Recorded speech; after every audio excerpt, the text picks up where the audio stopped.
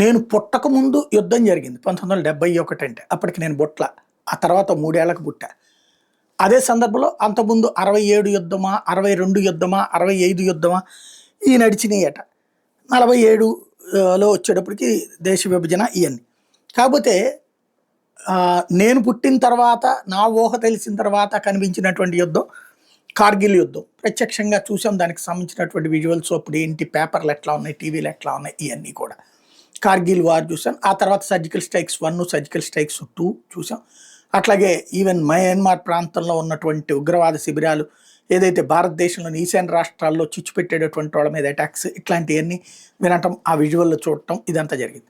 అయితే సాధారణ ప్రజల్ని ఇన్వాల్వ్ చేసేటటువంటి యుద్ధం వీటిట్లో కూడా జరగలేదు. అయితే ఇప్పుడు 1971 తర్వాత తొలిసారిగా ఈ తరంలో ఉన్నటువంటి యువతరం చూడబోతున్నారు మాక్ డ్రిల్స్, వార్ డ్రిల్స్.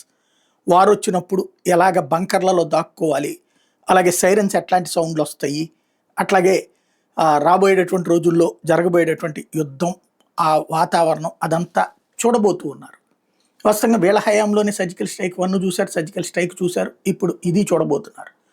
అంటే దేశానికి సంబంధించి ఏం జరుగుతోంది అన్నటువంటిది, ఇది ఇంతకాలం పట్టనటువంటి చదువుల మధ్యలో ఉన్నా సరే ఇప్పుడు కాస్త తెలుసుకునేటటువంటి అవసరం వచ్చింది, తెలుసుకుంటారు.